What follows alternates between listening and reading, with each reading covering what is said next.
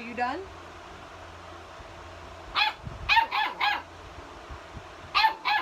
Hey everybody.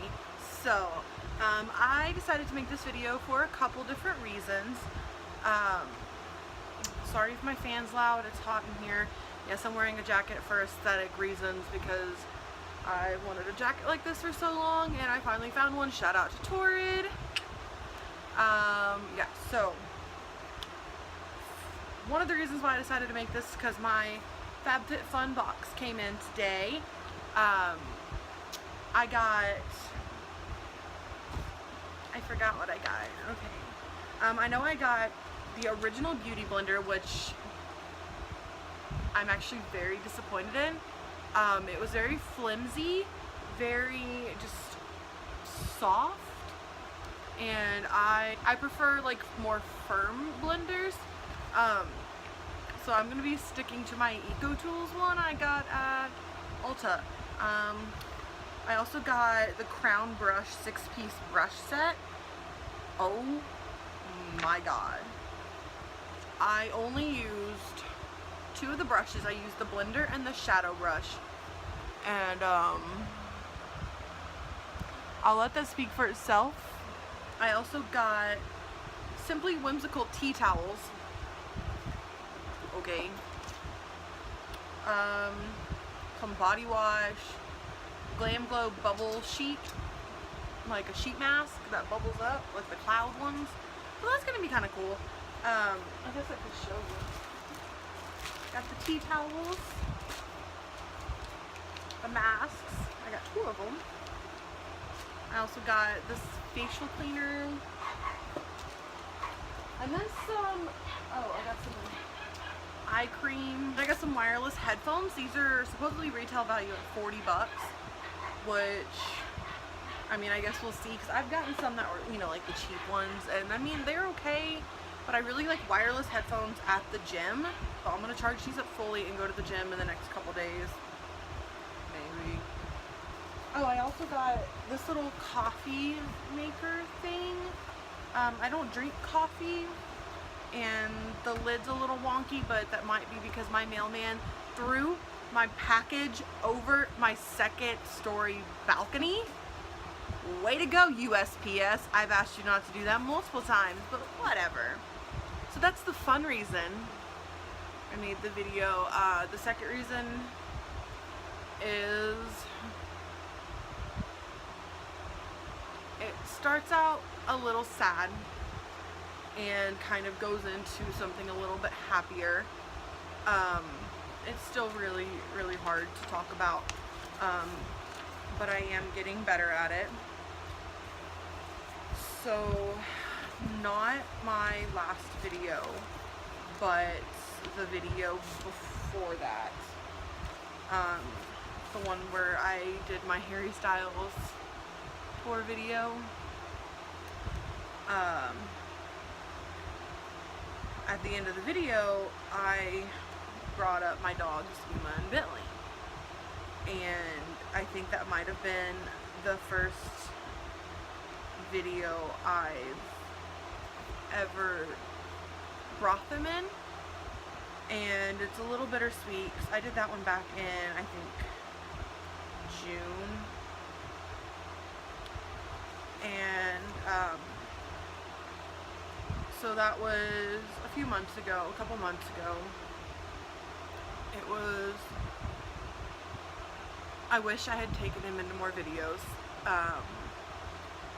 So on September 1st, I guess August 31st, we realized something wasn't right with Yuma.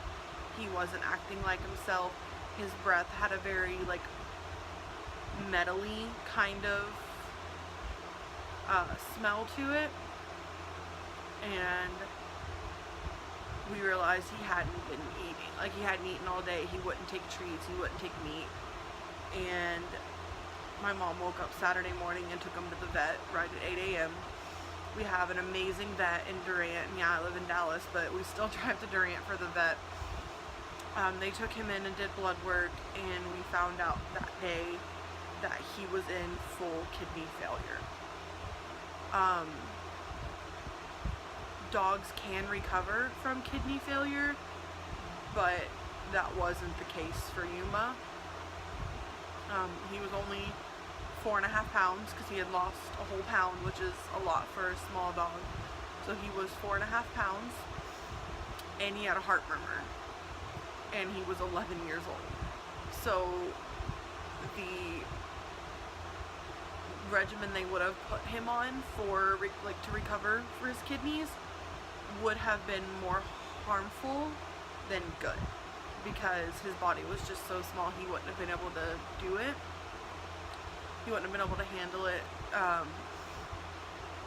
His medicine that we had just gotten him on 2 weeks before for his heart murmur sent him into kidney failure. So that was really tough because I'm the one who got him on the medicine, so it's like an overwhelming guilt that I feel, even though I know it's not my fault, but he just didn't drink enough water, so his kidneys shut down essentially.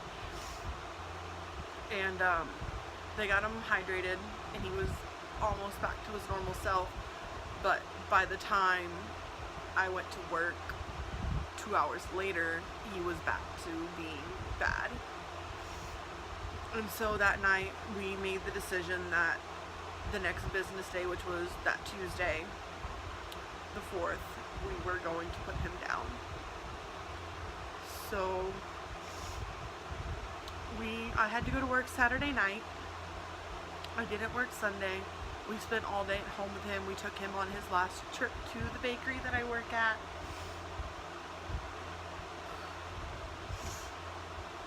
We got him some treats and, you know, love from my coworkers who had grown to love him over the almost 2 years that I've worked there. And it just really sucked because we were supposed to have a few more years with him once we got him on that heart medicine, and it really sucked because we lost him less than 2 weeks later. My mom did have to work that Monday. It was Labor Day, and she couldn't call in, so she worked all day. I stayed home with Yuma. We went on our last walk, but he couldn't actually walk. He didn't have the strength to, so I carried him around. He seemed a little bit happy. It was his last trip to the bakery, and for his last walk that Monday, and I carried him around. He seemed to perk up a little bit, which actually, you know, made me feel a little bit better, knowing that, you know, we were doing what was right. So if you want to, you know, show you guys a few pictures, a few of my favorite pictures of him. This was one of the first, actually we'll start, this was the day we brought him home on April 7th, 2012. And then this was one of the first pictures we got of him and Bentley. I love it because the way he's posing. Oh God, his nails were so long. We hadn't taken him to get them cut yet. This was right after we had moved to Dallas. He realized I had food, and then he realized I wasn't sharing my food. This was his first gotcha day at the bakery. So it was actually his 5th gotcha day. We just had never celebrated them before with cakes and stuff because I didn't know that kind of stuff existed. And then this was this past Christmas. We didn't know that it was going to be our last Christmas with our little Yuma, but we still celebrated. We had a grand old time. And then this was his most recent gotcha day. 6 years of being with us. Oops. This is just one of my all-time favorite photos of him. So this was a picture of him with his last cookie, and it was really heartbreaking because he didn't eat it, and the cookie press at work was always his favorite because it was nice and soft. So it was very heartbreaking that he didn't eat it, but you know, we tried to give it to him anyways. And then we had a nice long cuddle that night. And we went to sleep knowing it was going to be our last night with Yuma. The drive to the vet was one of the hardest things we've ever had to do. My sister called into work and took us, or went with us, so she could drive us back to Sherman. My best friend Laura, my other friend, her girlfriend Haley, they drove down with us. Laura was in Yuma's life from day one, and she was there in the room with us. But this was my last picture I ever took with Yuma. The last picture I ever took with Yuma. And it was really hard, but the vet that we went to, the same vet, it was wonderful. He had me, my mom, Laura, Haley, and my sister, and Bentley. We were all there. We were all there surrounding him during his final minutes. The vet there did an anesthesia first, so he just went to sleep, and then injected the euthanasia, because euthanization can be a very painful process for animals, because they feel their organs shut down one by one, and it's just heartbreaking. So the vet that I took him to does the anesthetic first, so he just pretty much passes in his sleep. So he was very calm and very relaxed. And we did have him cremated. His ashes are in our living room right now. I'm getting a necklace, and I'm going to put some of his ashes in my necklace so I can have him with me wherever we go, wherever I go. This ended up being a lot longer video than I expected it to be. The sad news that led to the happy news. So that was 2 weeks ago yesterday was when we lost Yuma. It was on September 4th. This past weekend at PetSmart was National Adoption Weekend. We happened to go in because we wanted to get Bentley another dog, because he was moping and was very depressed and just all around sad, and we did want to get him another dog. We went to PetSmart to see about getting him some Halloween shirts, because he does like wearing his clothes. They had a big room in the back in the adoption center for puppy playtime, and there was this one dog that came up to the window, and Bentley noticed her, and they started like pawing at each other through the window. The lady brought her out for us to meet, and Bentley picked her. Bentley picked our new little girl, our new little addition to the family. Her name is Kiwi. The date on her microchip, her birth date on the microchip is actually my birthday, June 26th. So she's not even 3 months old yet. We adopted her on the 14th, and she has already made our lives so much happier. She's not replacing Yuma at all. She is just helping us heal, and helping heal that Yuma-sized hole in our heart. But we will never forget him, and we will never replace him.